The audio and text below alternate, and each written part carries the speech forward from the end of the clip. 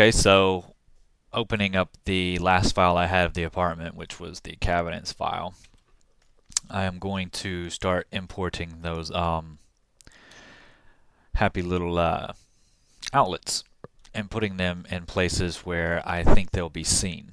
And what I mean by that is um, if you know you have a big TV stand thing that's going right here, yes, everything will be plugged up into it, but the camera will never see the outlet, so you won't put one there.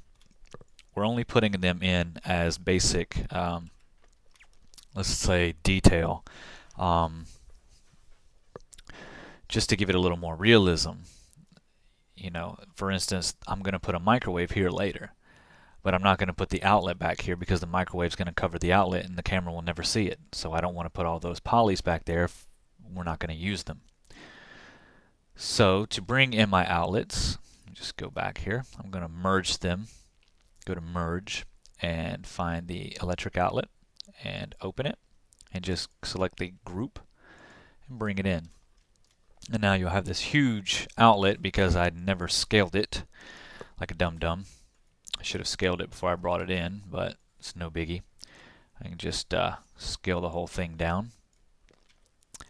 And let's measure it. It's actually 4.5 by 2 3/4. So I'm going to go up about, let's say 4.5, right at it. And then 2 3/4, which is 2.75, roundabouts. Anyway, doesn't have to be perfect. And just scale this thing down. Let's move it over here.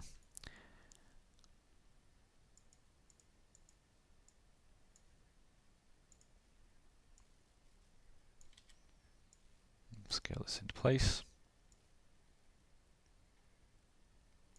And that looks about right. I'm going to leave the tape measures here because I didn't scale the light switches either. So back in the little perspective mode, I'm going to bring this in and over. And I do have one in the kitchen. Actually, I have a couple in the kitchen that we probably won't put anything in front of just so we can have it to show. Turn it around 90 degrees.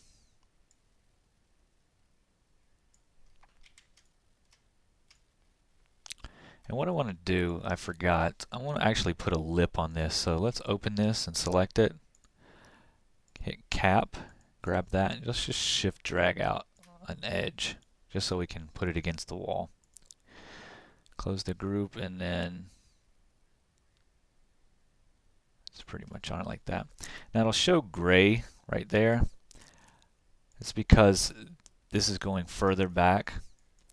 So what we should do is open this one more time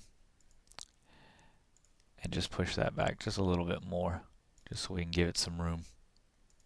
We don't want this to actually touch the wall. There.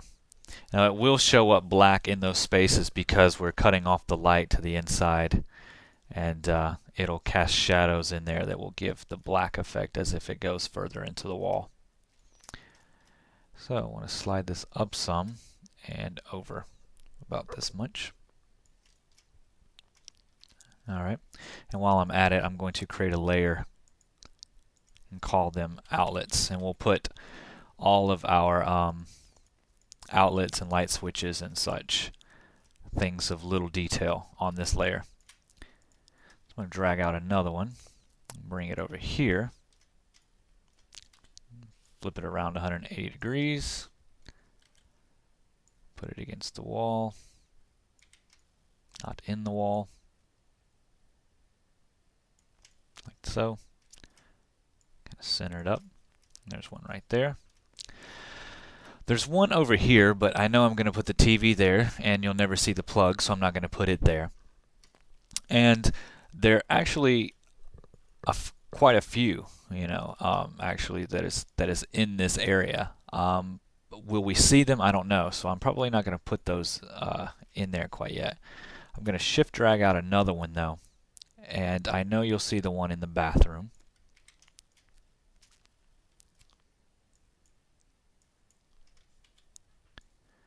turn this -90 this way. And I just want to get it into place. It's not necessarily does it go right here, but at least I'll have it there for when we put the cabinets in, which is right there.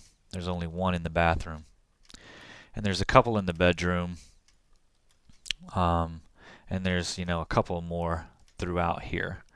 And like I said, we'll place them as we need them for the camera, but I think I'll shift drag out another one, and I'll go ahead and put the one over here in the dining room. I don't need to rotate it. Let's put it against the wall for now. Bring it over here and down. And I have that. Now I don't know if we'll actually see it yet, but like I said, I will delete the ones that the camera will never see. But you see it's going to start adding some detail in places and make it look really nice. Alright, so let's import or merge the light switch. Okay, just the group. And doing the same thing, we are going to scale it down because I'm an idiot.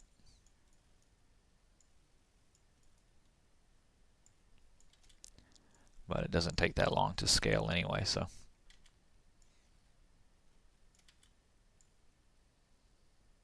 There we go. That's right. So I have a light switch that is, where do we have one light switch? We've got a one light switch that's in the hallway. Let me get in here. Let me turn it around 90 degrees. Now if you don't want all of these to be in the on position, you can either flip the switch part vertically, or you can just turn the whole darn thing upside down, so it'll be in the off position. But I believe I'm going to have all the lights on. At least I think I am for now. I don't know yet. We'll see. Bring this up some. Light switch right there. I got a single light switch. I have got a single light switch by the patio door. Now these things will be seen. Shift drag a copy over there. Turn it around 180 degrees. Because the light switches usually are not blocked by anything. And if they are, they're insignificant and we don't really use them. So I have that, which is right by the door. Okay. I actually have one by the door, but it has two on it. We have one in the bedroom. I'll shift drag a copy over here into the bedroom. And these are all about the same height, so once I create one at one height, I'll just leave them all the same. And you can go in and you can measure your light switches and how high they are off the floor if you want to, and then place them where they're supposed to be. So I got one by the door in the bedroom.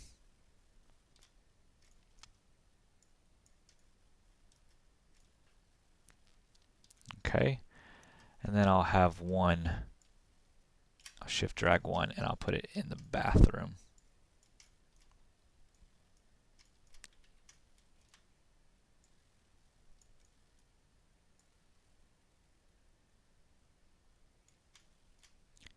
Like so.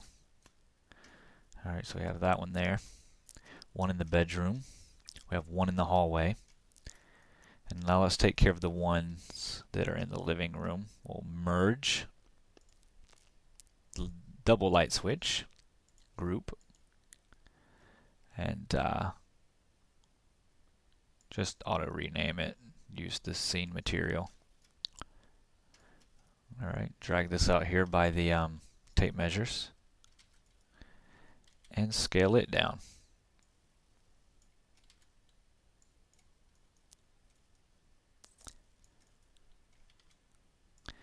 Now I probably could have modeled a better light switch than what I did, especially the switch part. But you know, for something that's not going to be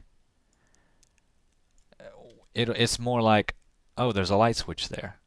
But no one's really going to take the time to go, well, is the screw faced this way? Is the light switch exactly beveled the way it should be? Because it's going to be such an insignificant piece of detail. We just want it there so the viewer goes, oh, wow, it adds realism to the room. Because, you know, how many interiors have you actually seen, you know, where people model it and they don't actually put any switches in the room? It's just like they have lights and the lights are on, but there's no switches in there, and no one really thinks to say, is there a switch in here that actually turns that light on? So nobody really actually thinks that stuff. They just assume that there's a light switch in there. But by adding a light switch, okay, we got the double that goes right here, kind of close to the front door, but not exactly. It's a little bit over here. Okay. By adding these light switches, it gives that extra realism. Shift drag one out. And one goes in the kitchen, which controls the light. We'll turn it around 180 degrees. It controls a light that is above the sink, which we probably won't even bother with, and the garbage disposal.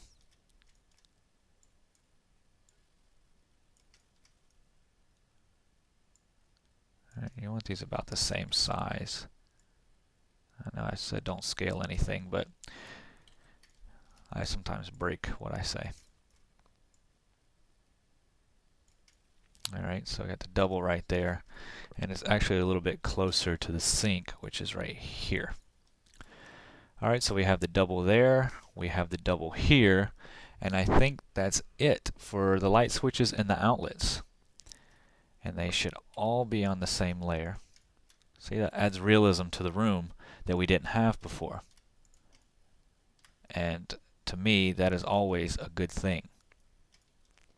You know, we got our light switches in here. We got some outlets. We actually have an outlet right here, but I don't know if an end table is going to block it or not.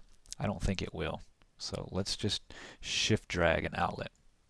I know there's two on this wall, but I believe we're going to model a couch to go right there. And it will block the outlets, so there's no need to put those there. Always think ahead. Coming from the guy who didn't pre-measure his outlets. Don't always listen to me. Listen to me sometimes.